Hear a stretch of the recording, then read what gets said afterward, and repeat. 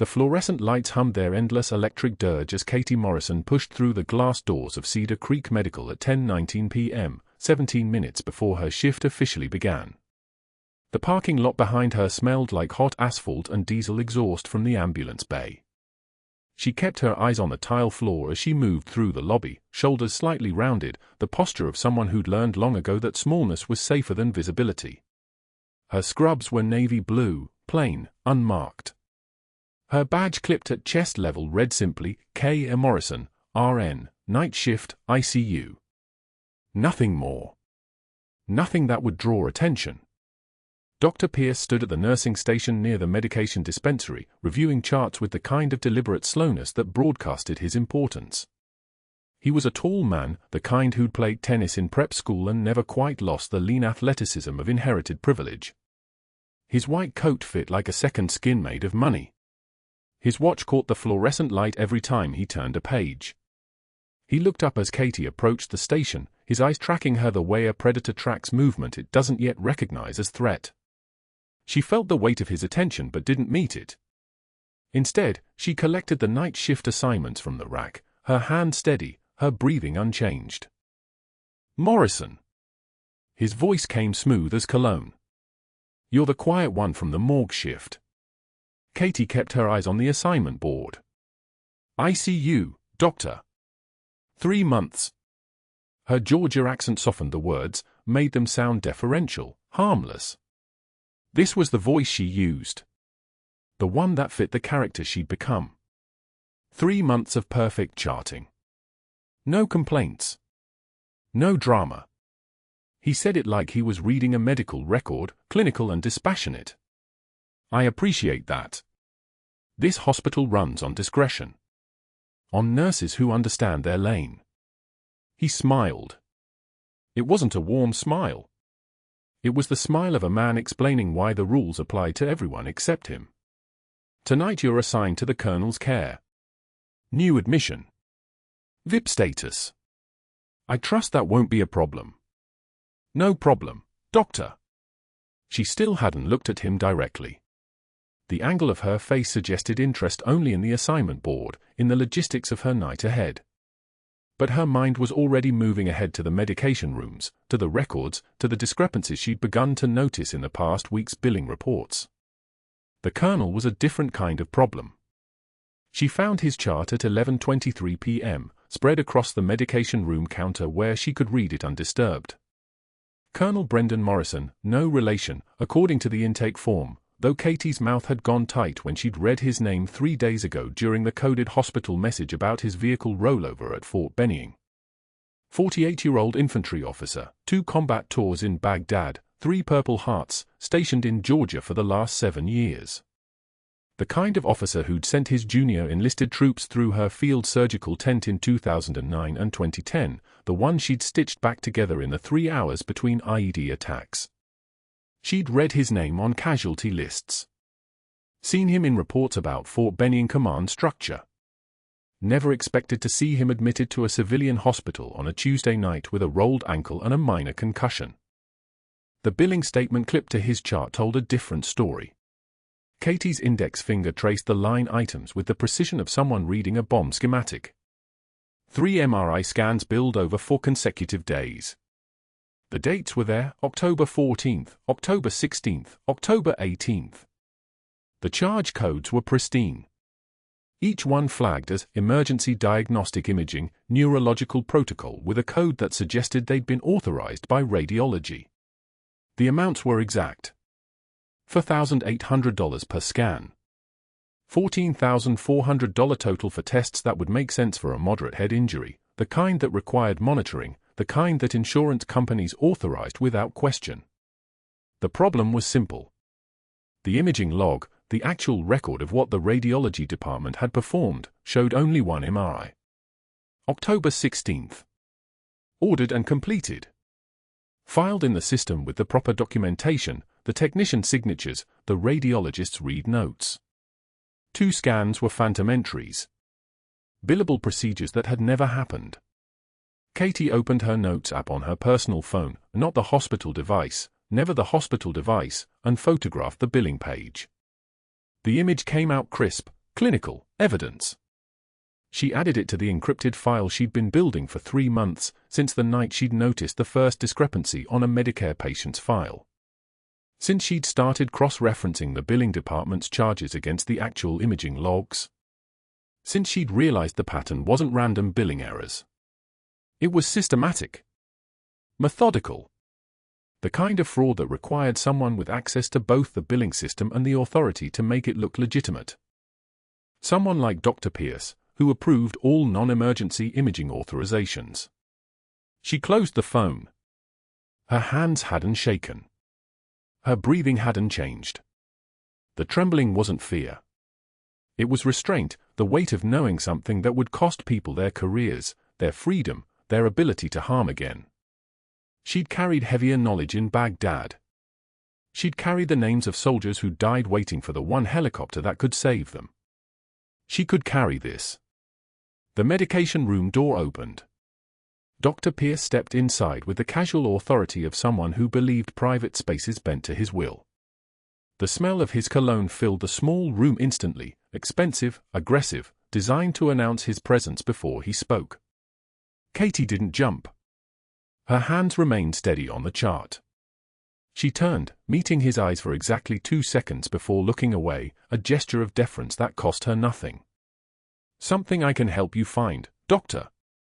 Her voice was soft, Georgia vowels making it sound almost uncertain. Almost harmless. He moved closer. Not threatening, not yet, but close enough that she could smell the coffee on his breath underneath the cologne. "I noticed you reviewing Colonel Morrison's imaging. Thorough nurse. I like that." His eyes moved to the chart in her hands, then back to her face. "The Colonel is VIP. Important patient. Important family connections." He said family connections the way someone might say a family fortune. "I need absolute discretion with his case. No questions about his care. No discussions of his treatment outside of the medical team. Do you understand what I'm asking?" Katie's jaw tightened, the smallest movement, invisible unless you were trained to see restraint. "Yes, Doctor. I understand." "Good." He smiled again, the same smile as before, the smile of a man accustomed to being obeyed. No mistakes. No questions. Just excellent nursing and complete professional discretion. He turned and left, cologne lingering like a threat in the small room. She stood alone with the Colonel's chart for another 30 seconds. Her legs didn't shake. Her vision didn't blur. Instead, she photographed 2 more billing pages, October 15th and October 17th, the dates between the phantom scans, the dates where normal hospital operations would have created a pattern someone competent would recognize as fabricated. Then she returned the chart to its slot, washed her hands, and walked out to the ICU. The Colonel was awake when she checked on him at 11:13 p.m. He was the kind of man who looked dangerous even with his ankle elevated on a stack of pillows and an 4-line running into his arm.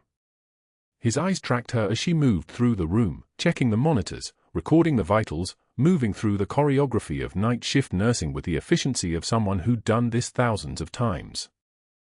"You're new," he said. His voice had the gravel of a man who'd spent years shouting orders across impossible distances. 3 months, sir." She didn't correct him. The sir came naturally, muscle memory from a life she'd shed like a skin. "How's your pain level?" 6 out of 10. "Better than this morning." He watched her adjust his for pump. "You military?" Katie's hands didn't pause. "No, sir. Just nursing school and night shifts." The Colonel nodded slowly, as if he'd asked a question with a much longer answer than she'd provided. "Get some rest." "I'll be fine." She left him in the darkness, the monitors providing light enough to read his vitals, his oxygen saturation holding steady at 97%, his heart rate calm at 68 beats per minute.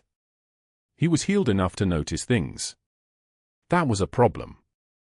At home, in the small 1-bedroom apartment she rented in Decatur under the name Morrison, her mother's maiden name, unremarkable, forgettable, Katie removed the folded flag from the back of her bedroom closet.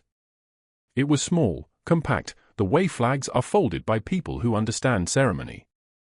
The fabric was worn at the corners where it had been handled too many times, by too many people who understood its weight. The creases were military sharp, the kind that took someone who'd been taught to fold properly. The name stitched in gold thread on the back of the fold read, Captain Maria Chen, 33rd Combat Support Hospital, Baghdad.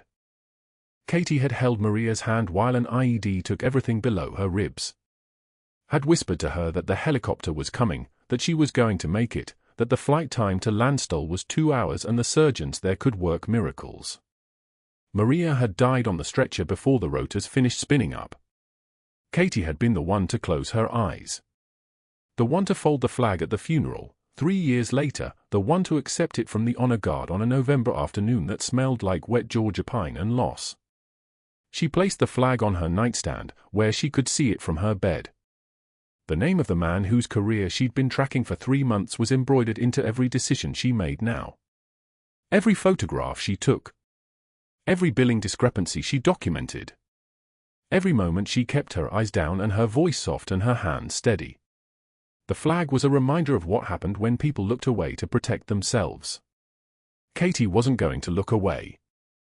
But that wasn't the worst part. The real danger was that Dr. Pierce had no idea she'd already documented everything, that 3 months of meticulous evidence was waiting in encrypted files on a server he couldn't touch, that there was a reason she'd been placed at Cedar Creek Medical and it had nothing to do with a quiet nurse who spoke softly and kept her eyes down. She lay in the darkness, listening to the Atlanta traffic hum outside her window like distant rotor blades, the folded flag catching what little light made it through her curtains, and waited for the moment when the world would finally recognize what had been standing in front of it all along. Morning rounds at Cedar Creek Medical started at 6:15, and Dr. Pierce always arrived with an audience. Today it was the colonel's wife and their adult daughter, both sitting in the vinyl chairs like they'd been positioned for a photo shoot. Katie stood at the foot of the hospital bed with the patient's chart, watching Pierce hold his iPad at arm's length as though it might detonate. The screen glowed against his face like he was reading a ransom note. "Nurse Morrison," he said, his voice the kind of loud that fills a room without trying. "Walk me through your charting. Specifically, these neuro checks." He turned the tablet toward the family. "For neurological assessments in a single 12-hour shift. Protocol requires 2. Katie's posture shifted without her meaning it to, feet shoulder-width apart, shoulders back, hands at her sides. Parade rest. The muscle memory of 18 years didn't ask permission. The patient exhibited altered mental status at 0300 hours, doctor. Increased monitoring frequency was clinically indicated. 0300 hours. Pierce's smile sharpened like a blade finding a whetstone. "This isn't the military, Nurse Morrison." An altered mental status significant enough to warrant quadruple checks should have triggered a physician notification. "Did you call me?" The colonel's wife leaned forward slightly. His daughter watched Katie's face the way you watch a speaker at a funeral, waiting to see if someone's going to break. Katie's jaw tightened. Not visibly. Just the kind of small adjustment that happens when someone stops breathing through their mouth. The on-call resident was. "Did you call me?" Pierce's voice rose another notch. "I'm the attending of record. The patient's direct responsibility flows through my service. So the question is simple, did you call me?" 3 seconds of silence. The kind of silence that has weight, that takes up space in a room like another person standing there. Katie could hear the ventilator in the corner of her mind, could hear the whir of the cardiac monitor, could hear the rain that had started tapping against the window like it wanted in. When she spoke, her voice had descended into a register that nobody at Cedar Creek Medical had ever heard. It was the voice of someone who'd made life-and-death decisions in sandstorms while rounds of fire painted the walls. Interesting that you're more concerned about a phone call than why your patient was symptomatic in the first place. She pivoted. Not quickly. With the kind of precision that comes from walking through gunfire without breaking stride. Her footfalls made almost no sound against the tile, the same careful, economical movement that had carried her through a siege in Baghdad where noise meant death. The door closed behind her with a soft hiss. The colonel's daughter whispered, "What just happened?" Pierce's jaw worked silently. His face had shifted from irritation to something closer to shock, like he'd just been told something in a language he almost understood. He recovered quickly, clearing his throat and launching into a clinical summary that nobody was listening to. But Katie was already gone, already halfway to the break room where she'd spent her lunch for the past 3 shifts sitting alone under flickering fluorescent lights while other nurses found urgent reasons to be elsewhere. By noon, the pattern had crystallized into something deliberate. When Katie sat down at the break room table with her hummus and carrots, Jessie from Step Down looked up at the wall clock and gasped. "Oh my God, I forgot to finish my med scans. I'll catch you later." She was out the door in 30 seconds flat. Tom from post-op got a phone call on his personal cell at 12:07. Katie could tell from the way he checked the number, the way his expression went through a quick calculation before he stood up. "Emergency with my wife. Gotta take this." Rachel simply wouldn't make eye contact, suddenly very absorbed in whatever article she was reading on her phone, close to her face like she was myopic all of a sudden. Katie ate in the plastic chairs that always smelled faintly of old coffee and someone else's lunch. The hum of the refrigerator sounded like distant machinery. She counted 14 minutes before the break room was empty again. The timer on her phone was unnecessary. She'd known the social architecture would collapse the moment Pierce's voice changed in that patient room. But it was the notice on the public board outside the nurse's station that made it official. She saw it at shift change, posted where everyone walked. The unit clerk was filing charts nearby, eyes sliding toward Katie's face in that careful, sideways way people watch car accidents. Nurse K. A. Morrison. Written warning. Insubordination and failure to follow chain of command. Patient care concerns. Pierce stood 15 feet away, talking loudly to the charge nurse about the staff who don't understand their role in the hospital hierarchy. His voice carried the careful enunciation of someone speaking for an audience. Katie read the notice twice. Her thumbnail dug a white crescent into her palm, the only physical tells her body was allowed to make. She photographed it with her phone, added it to a secure file labeled Cedar Creek, evidence log, and clocked out without a word. In her car in the parking deck, she sat in the darkness between the concrete pillars and opened a text thread labeled .secure. The message typed itself from muscle memory, target escalating. Request extraction timeline. The reply took 4 minutes. 4 minutes of rain against the windshield and the distant sound of car doors slamming in the distance. Minimum 96 hours for evidence chain. Hold position. Situation remains contained. She sat there for another 8 minutes, watching the parking deck attendant walk past with a thermos of coffee, watching the rain create small rivers in the asphalt. Her hands had stopped shaking by the time she started the engine.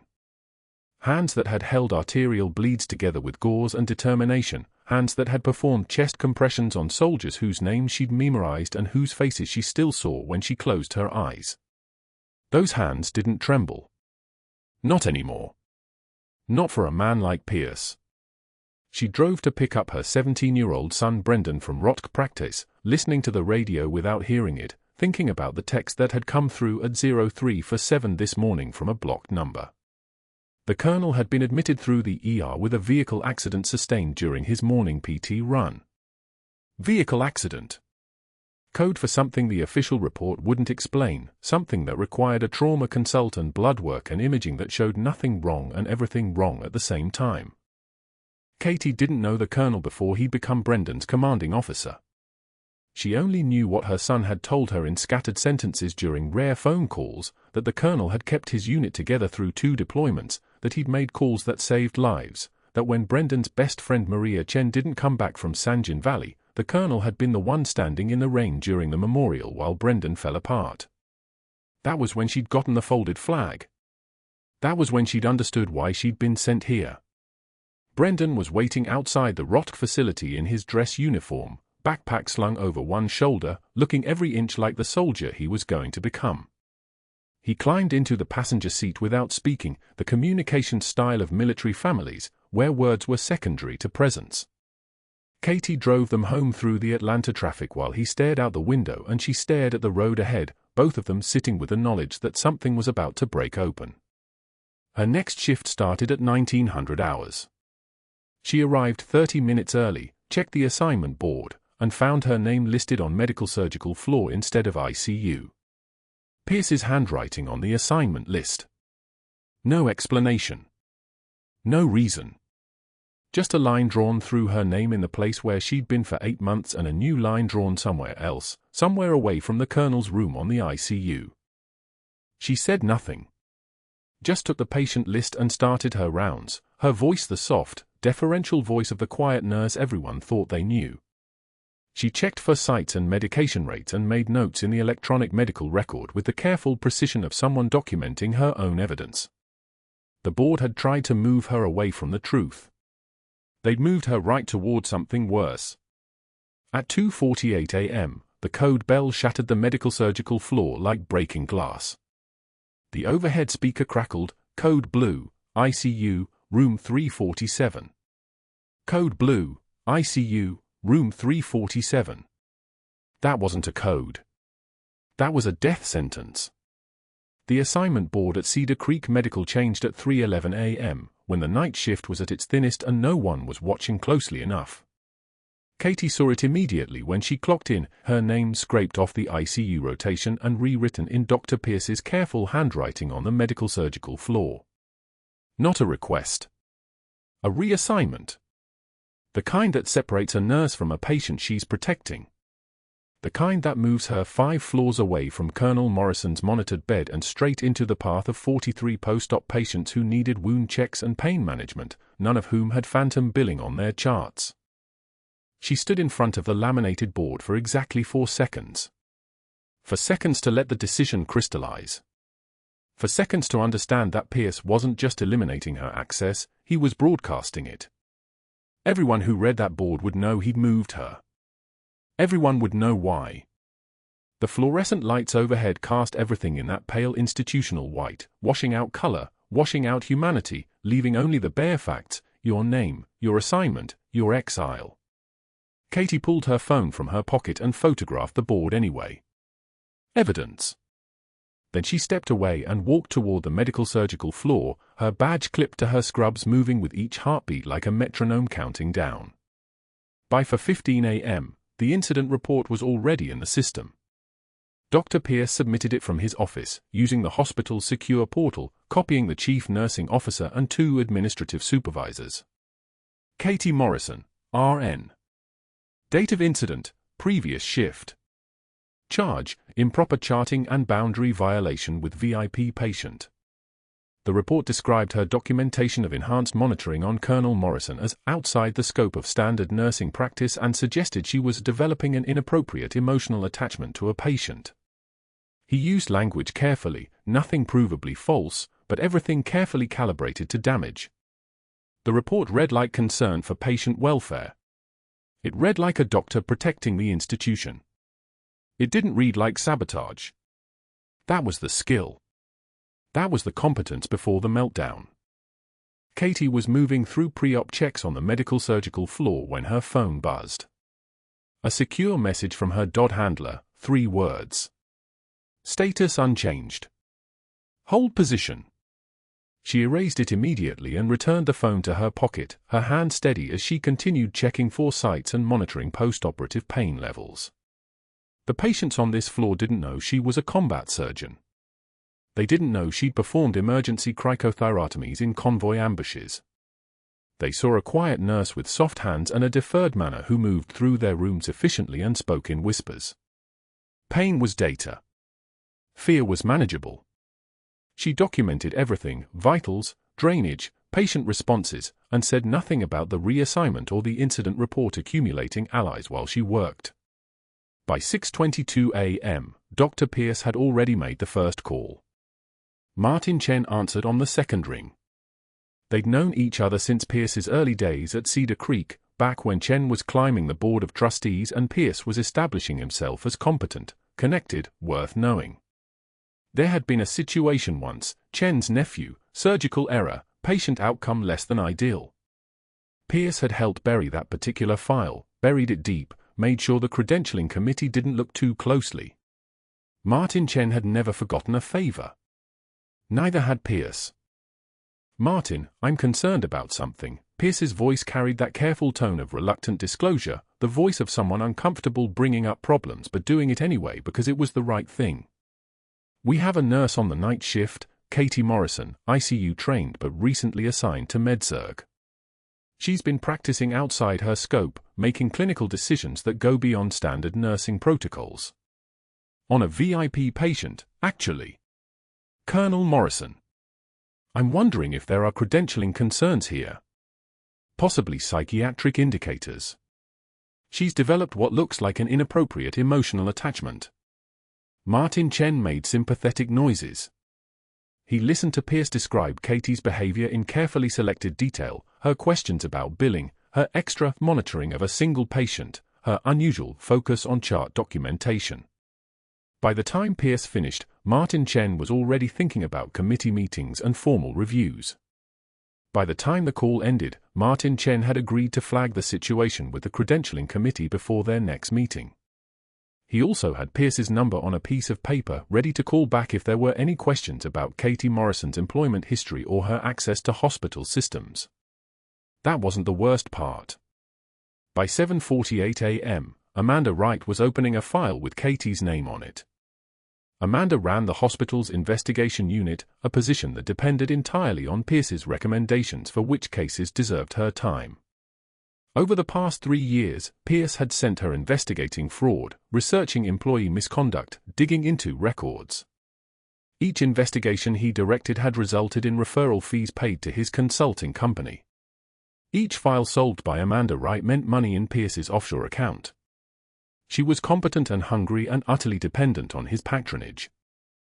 Pierce's email arrived with timestamp 7:27 a.m. Amanda, following up on a concerning situation with a nursing staff member. Katie Morrison, RN, appears to be developing a hero complex with a high-profile patient. There are questions about credential validity, possible falsification of experience. She has access to patient charts, billing systems, and confidential medical records. I need her employment history audited and any background concerns flagged. Can you prioritize this? It's creating liability issues. Amanda Wright read the email 3 times, then opened her investigation database. She pulled Katie's initial hiring paperwork, her references, her nursing school transcripts. Everything looked clean. Everything looked exactly what it was, the legitimate credentials of a legitimate nurse. But she'd learned from Pierce that credentials could hide things. That quiet people often had reasons to be quiet. She flagged the file for expanded background review, noting Pierce's concerns about scope creep and psychological stability. By 8:41 a.m., Amanda Wright had already called 2 previous employers listed on Katie's resume, asking careful questions about her work history, her judgment, her mental health. The room went so quiet you could hear the breath catch in Katie's chest when she realized what was happening. She was in the hospital library on her lunch break, the one with the medical databases and the microfilm readers that no one used anymore. The colonel's billing records were spread across her lap in a folder marked Patient Education Materials, her camouflage perfect.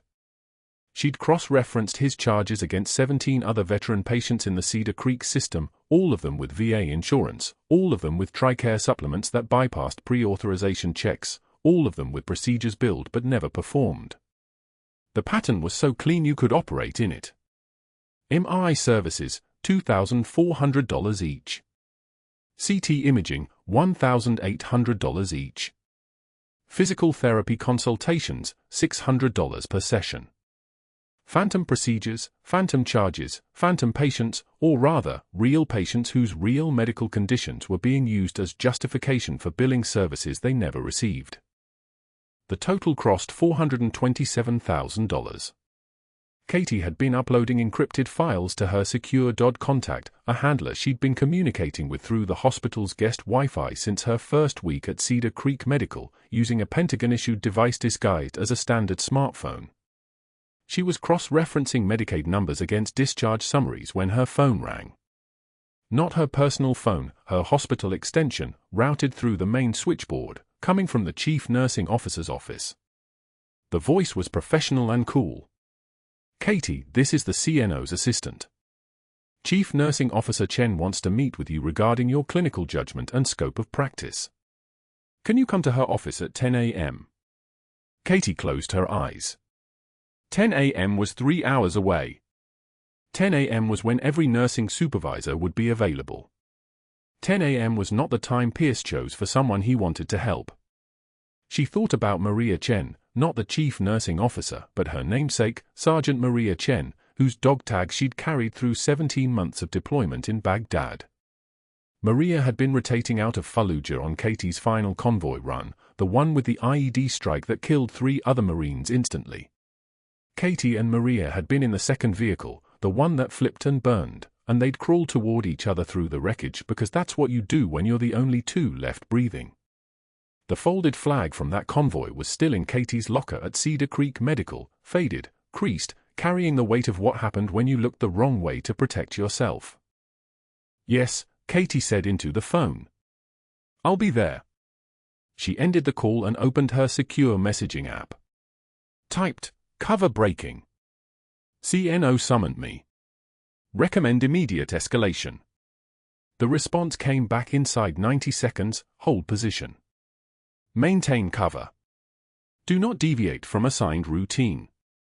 Extraction protocols remain on standby. Katie closed the messaging app, deleted the cache, and returned to the patient education folder. She had 3 hours to maintain the facade of a quiet nurse with a clean record. 3 hours before everyone in administration was holding files that said otherwise. 3 hours before Pierce's network had thoroughly poisoned any credibility she might have salvaged. She thought about the colonel upstairs, monitored now by other nurses, his phantom charges still accumulating at a rate of $800 per shift. She thought about the 17 other patients whose real medical needs were being billed alongside services they never received. She thought about Maria Chen's face in Baghdad, the way fear looked on someone who'd already survived too much. Katie closed the folder and walked back toward her assigned floor, moving through corridors where everyone knew her as a quiet nurse with careful hands and soft manners. Nobody knew that her hands had held lives together through convoy ambushes. Nobody knew that her soft manner came from someone who'd learned to be still and useful under fire. Nobody knew that she was walking toward a meeting that would end her cover and accelerate everything that came after. By 10 a.m., the chairs in the chief nursing officer's office were already occupied. By 10 a.m., Katie's employment file had been flagged by 3 separate hospital committees. By 10 a.m., Dr. Pierce had already received the background check results confirming that Katie Morrison's credentials were exactly what she claimed they were, which was the only reason he needed to destroy them. Katie knocked on the CNO's door and waited for someone to tell her to enter. The rain outside drummed against the windows like artillery fire, and she let it fill the silence, let it carry the weight of every conversation happening about her in boardrooms and offices. She had never flinched when the worst happened before. She wasn't about to start now. The colonel's chest stopped rising. His body went rigid, limbs jerking against the bed rails in a seizure that turned his face the color of storm clouds. Katie saw it from the medication station, saw the monitor spike into chaos, saw the resident frozen in the doorway like a deer recognizing the headlights a split second before impact. She moved. The ICU dissolved into background noise. 1 breath. 2.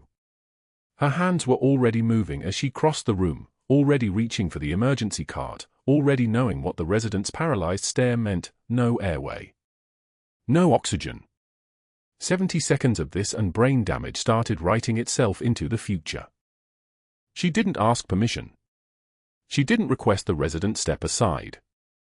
Her fingers found the 14-gauge needle with the muscle memory that didn't care about 8 years or rank or cover stories, the memory that lived in her bones from Fallujah, from a forward surgical team that had learned to move like one organism or die separately. The colonel's chest heaved, oxygen-starved, his jaw locked so tight his teeth could have splintered. Katie's hands found the second intercostal space, mid-clavicular line. Her touch was clinical. Purposeful. The needle went in with a soft hiss, that exact sound, the whisper of trapped air escaping through the catheter. The colonel's body relaxed like a puppet cut from its strings. His oxygen saturation climbed, 68. 72, 79. 84. Sinus rhythm returning. The resident finally moved, stepping closer, but by then Katie was already checking breath sounds, already knowing what she'd find. Bilateral. Clear. The seizure had passed. The colonel breathed. Dr. Pierce arrived 47 minutes later. The hospital's intercom had already announced the code. The attending had already documented her intervention. The on-call resident had already stammered his gratitude, his face still pale with the weight of having frozen when someone's life depended on reflex instead of thought. Katie finished her charting at 6:23 a.m., entered the colonel's room to check his post-ictal vitals, and found Dr. Pierce waiting like a man who'd been rehearsing something all night. "We need to discuss what happened in this room, Ms. Morrison." His voice was calm. That was worse than anger. That was a man who'd already decided the story.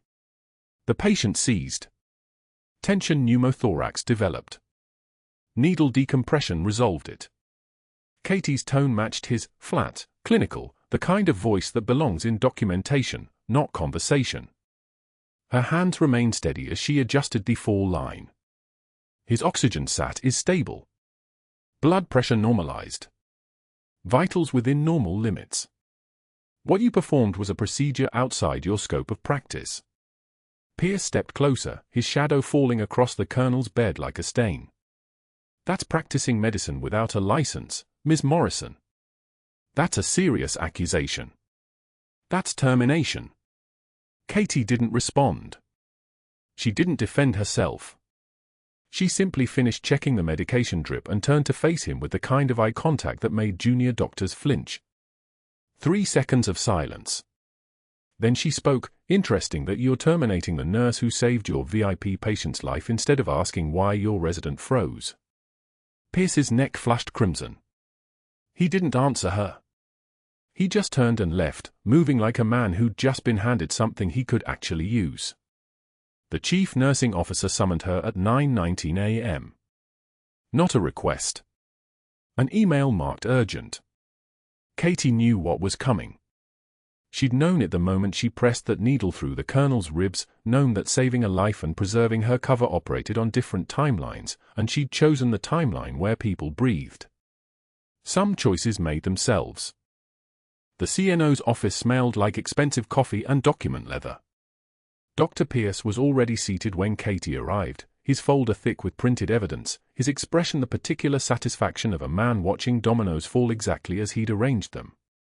The CNO, Patricia Holloway, whose daughter's wedding had apparently cost more than Katie's annual salary, funded through consulting fees that Pierce had somehow arranged, didn't make eye contact as she opened the folder.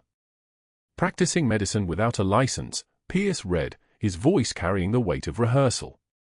Performing procedures outside nursing scope. Failure to follow chain of command. Insubordination. And a new addition, inappropriate relationship boundaries with patient family. Katie sat with her hands folded in her lap. Her face was a closed door. Somewhere in the hospital, a monitor beeped its rhythmic pulse. Somewhere in the city, people were being born and people were dying, and Tuesday morning was conducting itself without her permission. "Your employment is terminated effective immediately," the CNO said, sliding a stack of documents across her desk like she was feeding paper into a machine. "Security will escort you from the building." Katie signed without reading each word, her penmanship perfect, each letter formed with the precision of someone who'd learned to make documents her weapons. She stood with the deliberate posture of someone standing in ranks, and walked toward the exit with the security guard trailing behind her like she might steal the hospital's secrets on her way out. The locker room was empty. The guard waited by the door as if Katie might weaponize a stethoscope. She emptied her locker into a cardboard box with the efficiency of someone packing a ruck in the dark, the cracked world's best mug that Brendan had made in 3rd grade with his chubby hands pressing clay into shape before he understood that mothers could be other things besides present. A half-dead succulent that had somehow survived 8 months of Katie's neglect, its leaves turned pale like it was also learning how to disappear. And the folded flag in its shadow box, the one from Sergeant Maria Chen's funeral in Baghdad, the one that said what silence said when words failed. Katie's hands didn't shake as she loaded these things into the box. Shaking was for people who thought this might be permanent. The parking lot rain came sideways, the cold November kind that cuts through scrubs and finds the skin underneath. Katie stood at the bus stop with the cardboard box on her lap, her surgical scrubs already soaked, watching her breath fog in the cold air like she was producing her own weather. The bus bench was wet. The cardboard was already breaking down, the corner collapsing where the rain had saturated it, the succulent tilting sideways as if even the plant understood the odds against surviving this kind of transition. Her phone buzzed. Text she couldn't answer. Extraction protocol she couldn't activate. Coordinates to a safe house she couldn't reach. The operation was ongoing. 6 other investigations were running through 6 other hospitals in the network, and if she moved wrong, if she made contact with command, if she broke cover by fleeing, every one of those investigations would evaporate like rain on hot asphalt the moment Pierce realized what he was actually dealing with. So she sat at the bus stop in her soaked scrubs while her life pooled at her feet, and she didn't cry because crying was for people who'd lost, and she knew the difference between a tactical retreat and surrender. A nurse she'd trained with, Angela, the one with the laugh that made the break room tolerable, walked past to her car. Saw Katie.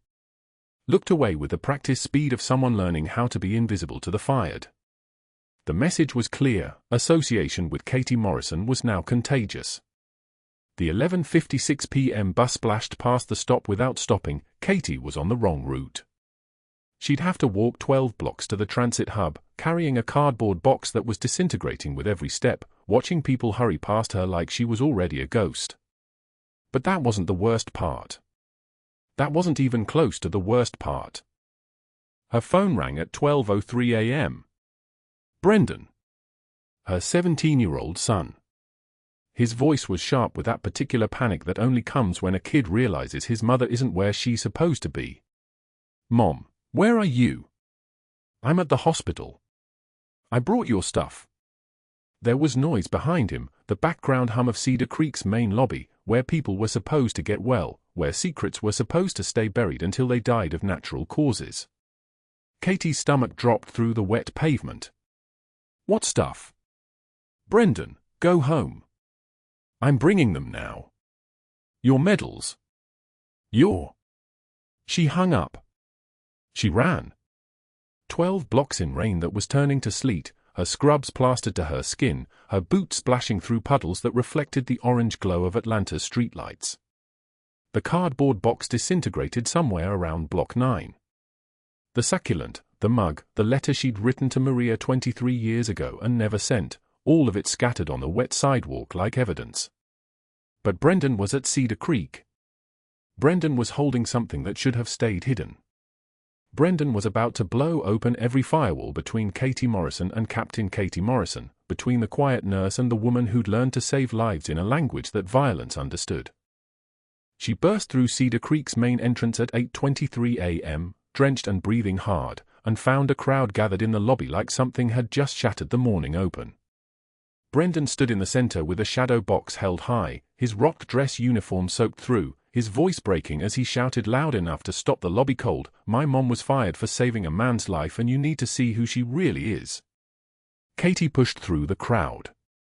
"Brendan, stop." But Colonel Morrison was rolling out of the elevator on his own power despite every medical protocol that said he shouldn't be upright. His face was gray but his eyes were sharp, and when he saw the shadow box, his expression shifted like someone recognizing an old call sign from a frequency that was supposed to be dead. He saw Katie. His mouth formed a single word that hadn't been spoken in 8 years, Valkyrie 6. The lobby went dead silent.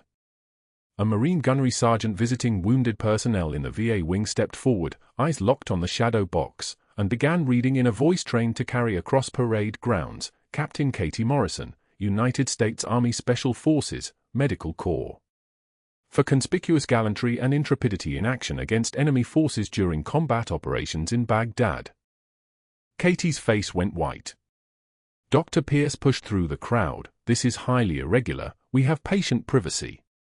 The gunnery sergeant continued, while serving as commander of Forward Surgical Team Alpha, Captain Morrison led her team through a 12-hour siege, performing 17 life-saving surgeries under direct enemy fire. A 2-star general in dress blue stepped out of the elevator. Everything in the lobby stopped. He came to attention. He saluted the medals with the formal precision of someone who understood that some people carry weight that civilian uniforms couldn't measure. Pierce tried one more time. "General, I'm sure there's been a misunderstanding." The general's voice cut steel. "The only misunderstanding is how this hospital treated a decorated combat veteran."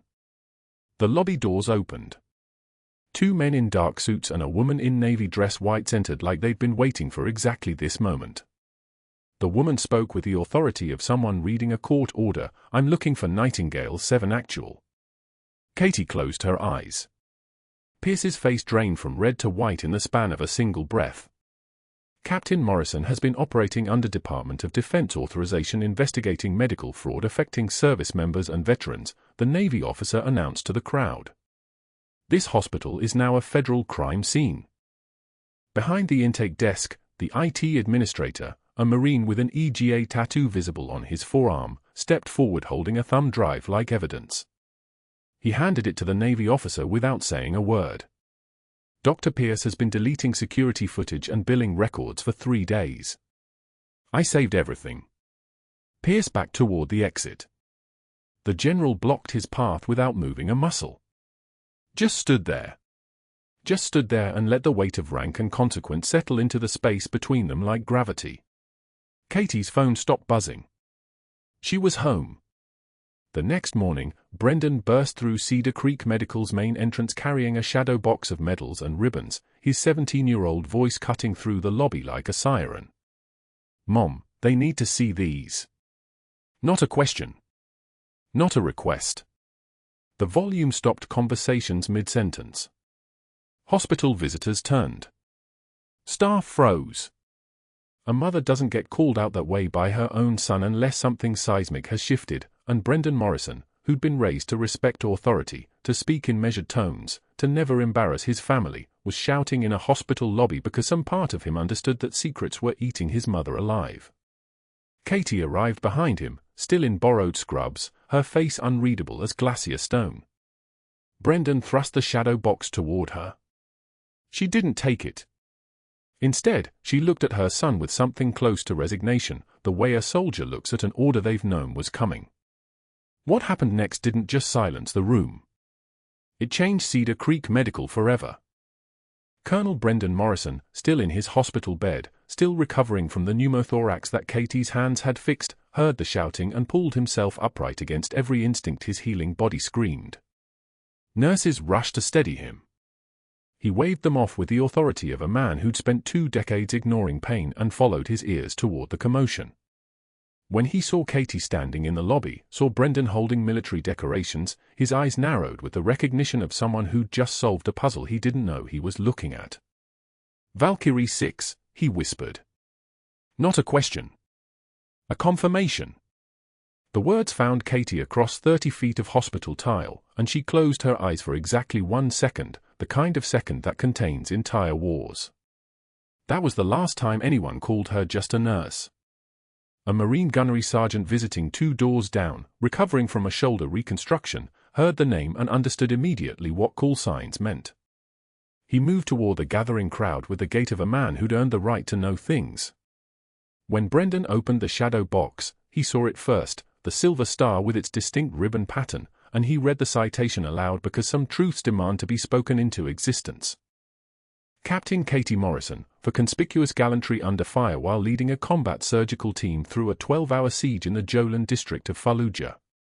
Under sustained enemy fire, Captain Morrison established and maintained a forward aid station, performed emergency surgical procedures in a combat environment, and refused evacuation despite 3 separate wound assessments, remaining in position until her entire unit achieved tactical withdrawal. Her actions directly resulted in the preservation of 12 lives. The gunnery sergeant's voice didn't shake, but the silence after those words was the kind of silence that only comes when civilians realize they've been standing next to a legend. The fluorescent lights above seemed impossibly bright.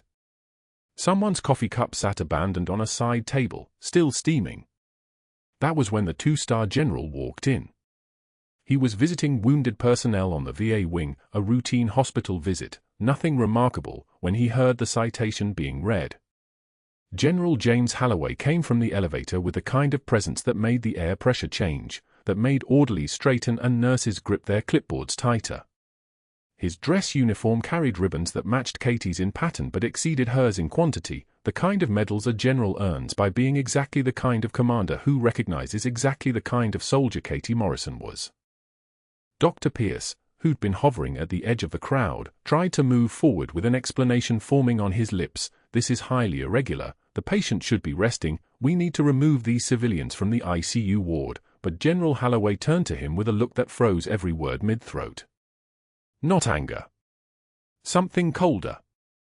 Something that said, you are beneath notice. The general came to attention in the lobby of Cedar Creek Medical. His posture straightened into the geometric precision of 37 years of military service. His right hand rose in a salute, not a casual gesture but a formal one, the kind of salute reserved for those who've earned it with blood and fire. He held it for 3 full seconds, his eyes on the silver star in the shadow box. When his hand lowered, 3 other people in that lobby, the gunnery sergeant, a young resident who'd served as an army medic, and a nursing assistant who'd done 2 tours with the 82nd Airborne, immediately came to attention and saluted as well. Dr. Pierce's face went pale. He understood exactly what he was seeing. Not honor to a patient. An honor to a commander. But that wasn't the worst part for Pierce. That wasn't even close to the worst part. Pentagon investigators arrived at 2:17 p.m., using the code designation Nightingale 7 Actual when they called for Katie in the hospital's administrative conference room. Commander Sarah Park and 3 DoD Criminal Investigative Service agents moved through Cedar Creek Medical like they owned the place, which, given federal authority and a stack of warrants, they effectively did. They set up in a second-floor conference room that smelled of industrial-strength coffee and desperation, converting it into a command post in 20 minutes flat. The hospital IT administrator, Corporal James Wade, retired Marine, still carrying himself like someone who'd spent 15 years in a uniform, was already there with a thumb drive the size of a car key. His voice carried the flat precision of someone who'd spent his career maintaining encrypted military networks and knew exactly what a cover-up looked like. 2 weeks ago, I flagged unusual access patterns on the billing system, Wade said, his eyes never leaving Pierce's empty office chair. After-hours logins, system changes during night shifts, deleted security footage from medication storage and imaging departments. I reported it up the chain, but without context, it looked like routine activity. Then this morning, I read Captain Morrison's termination paperwork. A decorated Army officer fired for saving a patient's life while a doctor deletes files and rewrites charts. Wade inserted the drive. I know what covering tracks looks like. The conference room screen filled with data. Timestamps. Access logs. File deletions with timestamps attached. 17 veteran patients. 43 fraudulent procedure codes. $437,000 in false billings to TRICARE and VA insurance systems. Every pattern Katie had documented with a phone camera, the phantom MRI charges on the colonel's account, the imaging procedures that never occurred, the inflated surgical codes, was now corroborated by system logs that Pierce had believed he'd erased completely. Commander Park leaned back in her chair with the satisfied expression of someone whose case just became airtight. Dr. Pierce is going to wish he'd never heard the word billing. In the lobby, Pierce was making phone calls with the frantic energy of a man watching his entire world collapse in real time. First Martin Chen, the board member. Martin, you need to intervene, there's been a catastrophic misunderstanding. The silence on the other end lasted 2 seconds. Chen's response, I don't know you, Richard. Lose my number. Amanda Wright, the investigator he'd fed cases to for referral fees. Amanda, the consulting contracts we discussed. She hung up. Just disconnected. No goodbye. No mercy. The chief nursing officer, whose daughter's wedding Pierce had helped fund with a consulting contract, I'm sorry, Dr. Pierce, but you should speak to your legal counsel. By 3:45 p.m., hospital security, and now acting under federal supervision, escorted Pierce to his office to collect personal items. 1 box. That's all they allowed. As Pierce packed his diplomas and his golf trophy and his photograph with the hospital CEO, his hands moved like a man in a dream, or a man waking from one. His phone buzzed. His attorney: "Do not speak to press. Do not leave state. Formal charges pending for fraud, conspiracy, and falsification of medical records." In his Audi, waiting for the valet to bring his car, Pierce received another notification: medical license suspended. Pending hearing. Investigation ongoing. The hospital board voted 47 minutes later to terminate his employment effective immediately and cooperate fully with federal prosecution. His profile disappeared from the Cedar Creek website by 6 p.m. By 8 p.m., Atlanta medical news outlets were running the story: decorated Army captain uncovers massive insurance fraud while undercover as night shift nurse. By 9 p.m., Pierce's phone had stopped ringing because no one was calling anymore. 6 months later, Katie Morrison stood in Cedar Creek Medical's new Fraud Prevention and Patient Advocacy Office, created by the hospital board as part of their federal settlement and reputational reconstruction, and watched through her window as Dr. Pierce loaded boxes into a medical supply van at the service entrance. No white coat. No stethoscope. Just a man in khakis and a Cedar Creek Medical Supply distribution polo shirt, his movement slow and economical, the way defeated men move when they finally accepted that losing isn't temporary. His medical license suspension was still pending appeal. The federal charges were rolling through Atlanta federal court at the speed of bureaucracy, which meant slowly, which meant he'd be thinking about this every morning for years. The temp agency that staffed rural clinics had hired him to drive supplies to underserved hospitals, the kind of job that paid $14 an hour, the kind of job that came with the constant knowledge that his peers knew exactly what he'd done and exactly where he'd landed. Behind Katie, photos lined her office wall. Corporal Wade receiving a Civilian Service Medal from the DoD. The 17 veteran patients whose cases had been corrected, their refunds processed, their trust in the VA system gradually being restored. And a new picture: Brendan in his rock dress uniform, his posture already changing from teenager to officer, shaking hands with Colonel Morrison at his promotion ceremony to Brigadier General. The folded flag sat on her desk next to the new photo. Maria's flag. The flag that had started this mission 8 months ago, when Katie had looked at phantom MRI charges and understood that some thieves wore white coats and some truths required undercover work and some missions took more than one kind of courage. Colonel Brendan Morrison appeared in her office doorway at 4:13 p.m., walking with a cane that he barely leaned on, his uniform crisp enough to cut glass. Still her CO, even though the mission had ended. Some relationships don't have exit points. "Wanted to see the new office before I shipped to Fort Bragg," he said. Not a question. Not quite an order. Just a statement of fact.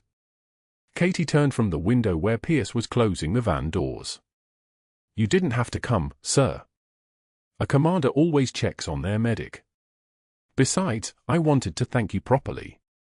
He placed a shadow box on her desk, smaller than hers, but no less significant. Inside, a combat medical badge and a handwritten note in the colonel's precise penmanship. "For the nurse who saved my life twice. Once with a needle. Once with courage." Katie's throat tightened. The colonel glanced at the window where the medical supply van was pulling away into Atlanta traffic. "You know what eats at men like him? It's not the suspension. It's not the charges. It's not the courtroom. It's knowing he lost to someone he thought was beneath him." The colonel's voice was steady as a heartbeat monitor in sinus rhythm. Katie touched Maria's flag, the one from Baghdad, the one from a funeral that had started this entire sequence of events. "He didn't lose to me, sir. He lost to the truth." The colonel nodded like she'd just confirmed something he already knew. "Your son asked me something yesterday. He asked what makes a good officer." Katie waited, knowing the answer was coming but needing to hear it anyway. "I told him this: power is not a title. Power is the ability to help." The colonel came to attention in her office. His right hand rose in a salute, formal, precise, earned. Katie returned it with the competence of someone who'd spent 15 years earning the right, and for one moment, there were no borrowed scrubs, no undercover identity, no mission parameters. There was just a commander and a soldier, separated by rank but united by something that had nothing to do with rank at all. Through the window behind them, the medical supply van disappeared into Atlanta traffic, and Katie turned back to her desk where 3 new case files waited, each one a veteran's name, each one a story of someone who'd been betrayed by someone who wore a white coat instead of a uniform, each one a mission. The folded flag stayed on her desk. It would always stay on her desk. Some things are too important to pack away. If you've made it this far, you understand what it means when the quietest person in the room is actually the most dangerous one. If this story resonated with you, if you've ever been underestimated, if you've ever had to keep a secret that mattered, if you've ever watched someone abuse power and wished someone would stop them, please subscribe for more stories like this. Hit that notification bell. Comment below, have you ever judged someone only to find out you were completely wrong? Let's talk about it.